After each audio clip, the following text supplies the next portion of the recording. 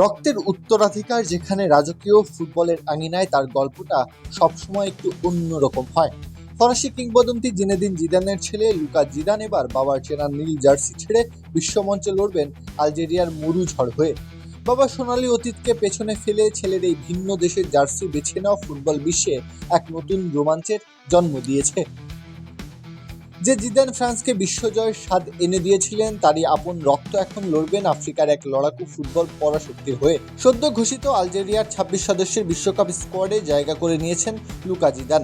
একে নিয়তি ছাড়া আর কি বা বলা যায়। লুকার ফুটবলের হাতেখড়ি কিন্তু ফ্রান্সের বয়সভিত্তিক দলেই হয়েছিল। ফরাসিদের যুব দলে খেলেছিলেনও বেশ কিছুদিন। তবে রক্তের টান কিংবা ভাগ্যের জেরে ২০২৬ সালে এসে আন্তর্জাতিক ফুটবলে আলজেরিয়ার জার্সি গায়ে তার অভিষেক ঘটে। বাবার চেনা সবুজ ঘাসে ছেলে নিজের এক নতুন সাম্রাজ্য গড়ে তুলতে পা বাড়ান আফ্রিকায়। পিতার সাথে পুত্রের বৈসাদৃশ্য কেবল জার্সির রঙেই শেষ হয়নি, মাঠের পজিশনেও এসেছে এক বড় বৈচিত্র্য।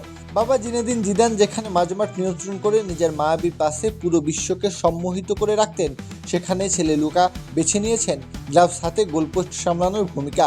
বাবার কাজ যেখানে গোল বানানো, ছেলের কাজ সেখানে গোল ঠেকানো। ফুটবল ইতিহাসে আলজেরিয়ান ভূমিপুত্রদের ফ্রান্সের জার্সি গায়ে মাঠ কাঁপানোর গল্পটা বেশ পুরনো। তবে ফ্রান্সে জন্ম নিয়ে সেদেশের ফুটবল ঐতিহ্য ছেড়ে আলজেরিয়ার হয়ে বুক চিতিয়ে লড়তে যাওয়ার মতো ঘটনা ফুটবল রোমান্টিকদের চোখে খুব একটা নজরে পড়ে না। অল্প কদিন পরেই নতুন বিশ্বকাপ। মাঠের আলো আধারিতে যখন বাজবে আলজেরিয়ার জাতীয় সঙ্গীত, তখন ডাগআউট কিংবা গ্যালারির আবেগ ছুঁয়ে যাবে পুরো বিশ্বকে।